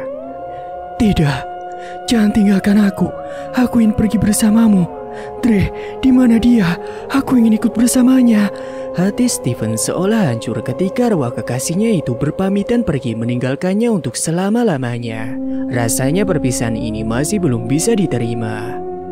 Steve, Tabahkan hatimu, dia sudah pergi. Dia tidak akan kembali lagi ke sini. Ikhlaskanlah kepergiannya dan lanjutkan hidupmu. Andre tak bisa menahan air matanya. Lelaki itu memeluk erat Steven dan mencoba sebisa mungkin untuk menenangkannya. Setelah itu, Andre memapah tubuh Steven untuk meninggalkan ruangan itu dan meninggalkan Marissa yang kala itu masih menunggu ajalnya untuk tiba. Mereka berdua agaknya sudah tidak memperdulikan keadaan Marissa yang sudah sekarat. Andre dan Steven pun langsung mencari keberadaan Dimas, berniat memaksanya agar mempertanggungjawabkan perbuatannya itu ke pihak yang berwajib. Jam terus bergulir, keadaan rumah sakit semakin sepi. Sebagian staf petugas juga sudah pulang ke rumah masing-masing. Hanya tinggal 2 orang suster yang berjaga di bagian administrasi. Takut jika sewaktu-waktu ada keadaan darurat, misalkan orang sakit mendadak dan butuh penanganan segera, atau seorang ibu yang hendak melahirkan. Steve, mungkin Dimas sudah pulang, seru Andre. Dia nampak menyadarkan tubuh Steven pada kursi ruang tunggu. Kebetulan sekali pada malam itu, mereka berdua tidak sengaja berpapasan dengan manajer rumah sakit itu. Andre pun berjalan ke arahnya lalu menjabat tangannya. "Loh, Bapak kok masih di sini?" tanya Andre. Dokter Andre, iya, harusnya tadi jam 9 saya sudah pulang. Tapi tiba-tiba saja Dokter Dimas mengajukan surat pengunduran dirinya. Jadi sedari tadi saya masih memprosesnya dan sibuk mencari dokter pengganti. Mendengar apa yang diucapkan Pak Sujatmiko, Andre pun sempat mengernyitkan dahinya. Mengapa tiba-tiba Dimas memutuskan untuk keluar dari rumah sakit ini? Sudah tidak salah lagi, dugaan pada teman seprofesinya itu semakin kuat. Sikapnya membuktikan bahwa Dimas memang terlibat atas peristiwa tragis yang menimpa Agatha. Kalau begitu, Dokter Andre, saya permisi dulu, seru Pak Sujatmiko. Kemudian kepala manajer itu berjalan keluar dari rumah sakit. Segera mungkin setelah mendengar keterangan dari Pak Sujatmiko, malam itu juga Andre berniat untuk menyelesaikan kasus itu. Sebelumnya dia mengantarkan Steven dahulu ke apartemennya supaya Steven bisa beristirahat. Pria itu paham betul jika kepergian Agatha sangatlah membuat temannya itu terpukul. Setidaknya di sana ada Eyang Rekso dan Zara yang akan menemaninya. Mungkin saja dengan kehadiran mereka, hati Steven bisa merasa terhibur. Walaupun hanya sekejap, setidaknya dia bisa melupakan sejenak apa yang baru saja dilihatnya. "Ayo Steve, kita pulang." Keadaan Steven masih lemas, dirinya hanya diam dan tertunduk lesu. Netranya masih sembab karena genangan air mata yang tiada henti membanjiri pipinya. Mau tak mau, Andre harus memapahnya lagi untuk berjalan keluar menuju lobi rumah sakit. "Kau tunggu di sini dulu, jangan kemana-mana. Aku mau ambil mobil dulu di parkiran," seru Andre, kemudian pergi meninggalkan Steven sendirian di depan halaman yang luas itu. Sesaat kemudian, Andre sudah tiba dengan kuda putihnya. Dia pun bergegas membukakan pintu untuk Steven dan menggandengnya untuk masuk ke dalam. Sepanjang perjalanan, Steven hanya berdiam diri tanpa berbicara sepatah kata pun. Yang dilakukannya hanyalah menangis dan menangis. Wajar saja jika Andre di posisinya, dia pun juga tak akan kuat menerima kenyataan pahit itu. Saat mobil Andre memasuki halaman apartemen Steven, dia melihat mobil sedan Clara juga ada di sana. Andre dan Steven langsung berjalan menuju lift untuk sampai ke kamar Steven.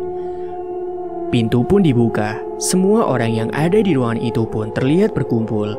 Andre melihat ibu dari Agatha tengah menangis sesenggukan, dan di sampingnya ada Clara yang saat itu tengah menenangkan Bu Mariam agar berhenti menangis. Eyang Rekso dan Zara pun langsung menatap kami. Hanggukan kepalanya menandakan bahwa mereka sudah mengetahui yang sebenarnya apa yang telah terjadi pada Agatha. Tak sulit bagi orang yang mempunyai penglihatan lebih untuk menerawang apa yang tengah terjadi. Apalagi kemampuan itu dimiliki oleh Eyang Rekso dan juga Zara. "Bagaimana kau bisa meninggalkan ibumu, Nduk?" ucap Bu Mariam sembari sesenggukan di sela isak tangisnya. Steven langsung jatuh terduduk melihat orang tua Agatha yang sangat terpukul. Sama dengan dirinya, mereka juga sangat kehilangan sosok Agatha. "Steven," Clara yang mendengar bunyi seseorang yang terjatuh langsung menghampiri Steven. "Kau ada di sini? Bagaimana keadaanmu?" tanya Andre padanya. "Aku tidak apa-apa. Mungkin yang terjadi pada mamaku adalah takdir. Dan Steven, dia..." Setelah berbicara dengan Andre, Clara pun berjongkok dan mengusap pelan punggung Steven. Sebelum meneruskan kata-katanya, Andre pun memberi kode isyarat mengacungkan jari telunjuknya ke mulut agar Clara tidak berbicara lebih jauh lagi. Jika dia terus melanjutkan kata-katanya, maka yang ada, Steven malahan akan semakin terpukul dan juga drop. Clara pun kemudian mengajak Andre untuk sedikit menjauh dari mereka dan menanyakan apa yang sebenarnya terjadi pada Steven. Aku tak tahu ada apa sebenarnya, tapi tadi pas aku masih di rumah, tiba-tiba saja setelah Bu Maria menerima panggilan dari Eyang lewat telepon, beliau meminta agar secepatnya diantarkan ke sini. Dan yang terjadi pada Steven, apa maksud semua ini, Andre? Tanya Clara penuh heran. Sebelum menjawab pertanyaan dari Clara, Andre pun mengambil napas panjang. Yang terjadi sebenarnya adalah kita semua merasa sangat kehilangan. Calon istri Steven yang bernama Agatha telah terbunuh. Sebelumnya, beberapa bulan yang lalu, dia sempat menghilang dan tidak ada kabar. Dan setelah semuanya terungkap, aku, Steven, dan juga keluarga Agatha sangat teramat terpukul atas kepergiannya. Mendengar penjelasan dari Andre, Clara pun menjadi terkejut dan syok.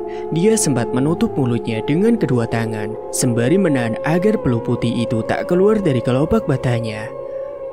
Bagaimana semua itu bisa terjadi? Clara mengambil napas dalam-dalam. Dia juga terlihat masih tidak percaya dengan kabar duga yang baru saja disampaikan si Andre.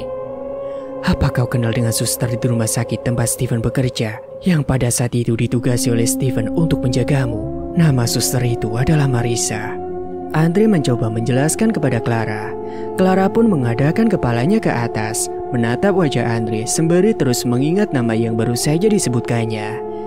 Iya, aku ingat, sahutnya mengernyitkan dahi. Kalimat Andre semakin membuatnya penasaran. Suster itulah dalang sebenarnya atas pembunuhan berencana itu. Dia dibantu oleh salah satu dokter di rumah sakit itu untuk menyelesaikan misinya. Dan parahnya lagi, dokter itu merupakan teman seprofesiku dan juga Steven. Jelas Andre sambil mengepalkan tangannya. Semakin dia mengingat kejadian itu, hatinya semakin sakit bahwa dia pernah mencintai wanita yang salah. Mulut Clara pun menganga mendengar semua itu. Kini derain air matanya perlahan jatuh membasahi pipinya. Clara pun bangkit dan langsung memeluk Steven. Melihat semua itu, Andre pun langsung berniat meninggalkan apartemen Steven. Dia keluar tanpa berpamitan kepada siapapun karena dirinya tak mau jika mereka sampai mengkhawatirkannya. Janji yang sudah dia ucapkan sebelum arwah Agatha tenang adalah membawa dan menyeret semua pelakunya masuk ke dalam jeruji penjara, termasuk dengan Dimas. Maka dari itu, pada malam itu juga, dia bergegas untuk memacu kuda putihnya ke kediaman si Dimas. Andre mengendarai kendaraannya itu dengan kecepatan tinggi, seakan sudah tidak peduli lagi dengan nyawanya sendiri. Beberapa orang terlihat berkerumun di depan rumah yang bercatkan warna putih berpadu krem itu. Garis polisi juga sudah terpasang di depan area rumah. Andre pun turun dari kendaraannya dan menanyakan hal itu kepada salah satu warga yang pada saat itu juga tengah ada di sana. Maaf Pak, ada apa ya sebenarnya? Kok banyak sekali orang yang berkumpul di sini? Tanya Andre pada seorang bapak-bapak yang umurnya diperkirakan sudah memasuki usia lanjut itu. Iya nak, penghuni rumah ditemukan gantung diri sekitar setengah jam yang lalu dan mayatnya sedang dibawa ke rumah sakit untuk diotopsi. Papar bapak itu pada Andre. Andre langsung meneguk salivanya. Berarti ambulan yang sempat berpapasan dengannya tadi adalah ambulan rumah sakitnya. Dan di ambulan itu juga terdapat mayat Dimas yang sudah terbujur kaku. Kok bisa barengan gini sih? Atau Dimas sengaja ya untuk mengakhiri hidupnya karena kejahatannya itu sudah terbongkar? Berarti tadi dia sempat mengintip dan mendengar percakapan kami saat di dalam ruangan Steven. Atau bisa saja setelah Marisa mengungkapkan yang sebenarnya dan menyeret namanya dalam kasus pembunuhan itu, dia menjadi ketakutan dan memilih untuk mengakhiri hidupnya. Atau mungkin juga semua itu adalah rekayasa dari arwah Agatha yang membalaskan dendamnya lalu membunuhnya, kemudian membuat Dimas seolah-olah berniat ingin mengakhiri hidupnya sendiri. Sudahlah, hari juga akan menjelang pagi. Sebelum aku kembali ke rumah sakit untuk melihat jenazah Dimas, lebih baik aku menghubungi tim SAR dahulu. agar setelah fajar menyingsing, mereka bisa melaksanakan tugasnya untuk mencari keberadaan jasad Agatha yang ditenggelamkan ke sungai. Ucap Andre. Setelah itu dirinya mengambil gawai yang ada di saku celananya. Singkat waktu, pukul 7 pagi, semua orang sudah berkumpul di atas jembatan dan menunggu tim SAR menyelesaikan tugasnya. Pun dengan Zara, anak indigo itu juga terlihat ada di sana. Dialah yang memberitahu letak titik di mana para preman itu membuang jasad gadis malang itu di bawah dasar aliran air sungai. Beberapa petugas kepolisian juga telah memantau mereka. "Lapor Dan, saya sudah menemukan apa yang kita cari," ucap kepala tim SAR kepada anggota berseragam itu sambil mengangkat karung goni besar yang ada di tangannya. "Cepat dayung perahunya ke tepian sungai," perintah salah seorang dari mereka. Stephen dan Ibu Agatha pun menangis syok saat para tim SAR mengangkat sebuah karung goni besar itu yang diduga di dalamnya terdapat beberapa bagian jasad Agatha yang sudah terpotong-potong. Para tim SAR pun langsung membuka karung goni itu untuk melihat langsung isi bagian dalamnya. Andre, Stephen, Clara, Bu Mariam, Eyang Rekso, dan juga Zara turut berlarian ke arah mereka. Dan setelah karung dibuka, mereka semua yang ada di sana pun langsung kaget karena di dalam karung itu terdapat beberapa tulang tengkorak lengkap dengan tempurung kepalanya. Yang diduga tulang-tulang itu merupakan jasad Agatha yang telah hilang selama 6 bulan yang lalu. Setelah melihat semua itu, Bu Mariam tak bisa menyangga berat tubuhnya lagi. Badannya langsung terjatuh tergeletak di tanah. Para petugas kepolisian langsung membawa Bu Mariam ke tempat yang lebih aman. Berbeda dengan Stephen, dia nampak seperti menguatkan dirinya saat melihat jasad kekasihnya itu yang sudah menjadi tulang belulang. Dia harus belajar menerima kenyataan walaupun semua itu terasa berat baginya. Andre dan Clara juga berusaha untuk menenangkannya, namun tetap saja air mata Stephen terus berderayan. "Kami mohon izin kepada keluarga korban untuk membawa bagian kerangka ini ke rumah sakit. Jika memang benar jasad yang sudah menjadi tengkorak ini adalah keluarga Anda, maka Anda bisa membawanya untuk dikuburkan dengan layak," ucap komandan kepolisian itu kepada Stephen dan juga Eyang Rekso. Mereka yang ada di sana pun mengangguk dan mengizinkan para petugas itu untuk membawa karung goni tersebut bersamanya. Kabar duka itu kini telah menyebar dengan luas. Bahkan seluruh pihak rumah sakit juga sudah mendengar kabar kepergian Agatha. Beberapa karangan bunga ungkapan bela sungkawa terpampang dan berdiri tegak di luar lobi rumah sakit. Semua staf terlihat menunduk menyambut kerangka tengkorak Agatha yang langsung dibawa masuk oleh pihak kepolisian. Dan singkat cerita, hari berganti minggu dan minggu pun berganti bulan. Hampir setahun berlalu, namun Stephen masih belum bisa mengikhlaskan kepergian Agatha. Keadaan Stephen yang seperti itu semakin membuat kedua orang tuanya menjadi cemas. Setelah mendengar kabar kematian Tante Eva, hubungan Stephen dan kedua orang tuanya berangsur membaik.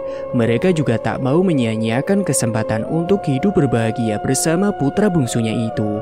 Apalagi setelah kepergian kakak Stephen. Stephen kini menjadi satu-satunya anak laki-laki yang akan mewarisi seluruh harta kekayaan mereka. Tapi, jika melihat keadaan Stephen, mereka pun semakin khawatir. Takut akan kepergian kekasihnya itu membuat mental Stephen menjadi terganggu. Mereka sudah mencoba untuk membawa Stephen ke psikolog, namun lagi-lagi Stephen menolak hal itu. Sampai-sampai kedua orang tuanya itu sudah kehabisan ide. Siang itu, kebetulan Clara datang untuk menjenguk Stephen. Pakaiannya terlihat rapi seperti seseorang yang hendak berpergian jauh. Melihat kedatangan Clara, orang tua Stephen pun terlihat bahagia. Mereka pun langsung menyuruh Clara masuk untuk menemui Stephen, berharap jika kedatangan Clara itu bisa mengembalikan senyum Stephen seperti dahulu. "Om, Tante, sebenarnya Clara kesini juga mau sekalian pamitan," ucap gadis itu kepada kedua orang tua Stephen.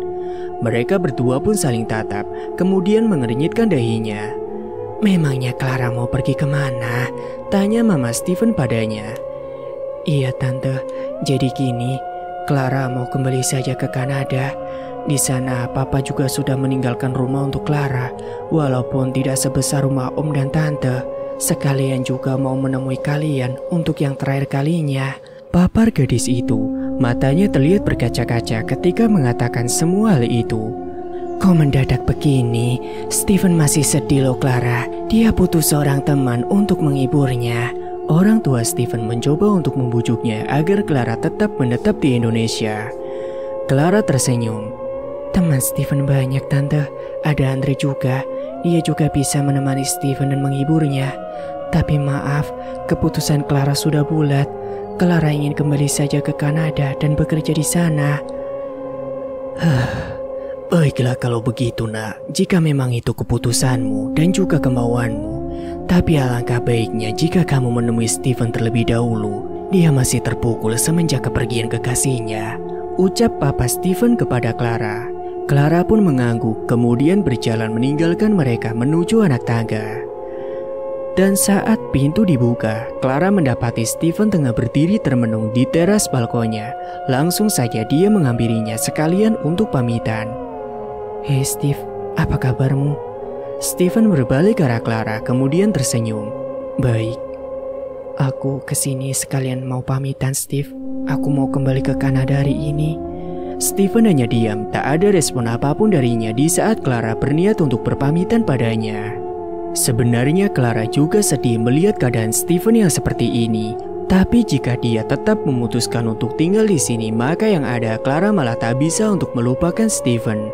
Sedangkan cinta Steven bukanlah untuknya. Tak mungkin juga dia menuruti egonya dan memaksa Steven agar mencintainya. Dan kabar kembalinya dia ke Kanada adalah alasan saja supaya dia bisa untuk melupakan Steven beserta kenang-kenangan manis yang dia lakukan bersamanya saat berada di Indonesia.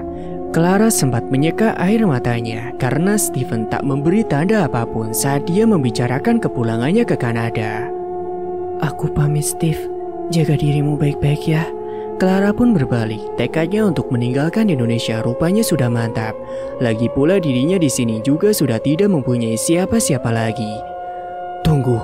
Saat hendak melangkah ke ambang pintu, terdengar suara teriakan dari Steven. Clara pun menghentikan langkahnya. Dia memutar badannya dan melihat lelaki yang dicintainya itu berjalan ke arahnya. Apa kau serius ingin meninggalkanku? Tanya Steven sembari menatap lekat wajah Clara. Apa maksud ucapanmu, Steve? Apa kau ingin meninggalkanku sama saat dirinya dulu juga meninggalkanku? Apa kau tak ada keinginan untuk hidup bahagia bersamaku? Atau mungkin memang kau tak pernah mencintaiku? Sontak kalimat yang terucap dari bibir Steven membuat tangisan Clara menjadi tangisan haru. Gadis itu tidak menyangka jika Steven bisa berucap demikian, yang manakala kata-kata itu sangatlah jauh dari ekspektasinya. Clara pun semakin mendekat ke arah Steven, hingga di antara mereka pun sudah tidak ada jarak lagi. Dulu, sekarang bahkan selamanya, sedetik pun, semenit pun aku masih tetap mencintaimu Steve. Tak ada satu hari pun yang kulewati tanpa menyebut namamu. Aku mencintaimu Steve, aku sangat mencintaimu. Steven melihat ketulusan cinta di mata Clara yang diucapkan Agatha memanglah kebenaran. Cinta Clara sangatlah besar untuknya. Bahkan setelah kepergian calon istrinya, Clara masih setia untuk menunggunya. Maafkan aku tak menyangka jika cintamu ini sangatlah tulus. Jadi, untuk kesekian kalinya, aku tak ingin lagi kehilangan orang yang kusayangi. Clara, mungkin kamu berpikir ini adalah konspirasi untuk membalas semua jasa baikmu itu padaku. Tapi percayalah, semua ini terucap begitu saja dari lubuk hatiku yang paling dalam. Dan aku telah menyadari semuanya, bahwa saat ini aku juga menaruh perasaan yang sama denganmu. Jadi tolong, izinkanlah aku dan berikan aku kesempatan kedua untuk hidup bersama denganmu kali ini. Apakah kamu mau menikah denganku, Clara?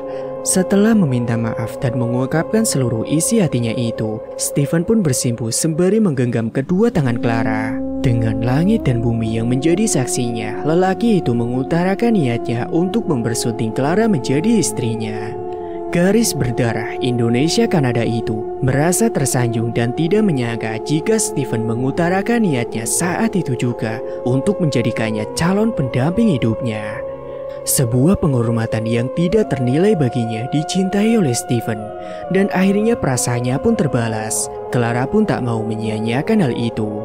Kepalanya mengangguk menerima pinangan dari Steven, dan matanya tidak henti-hentinya menitikan tangisan haru.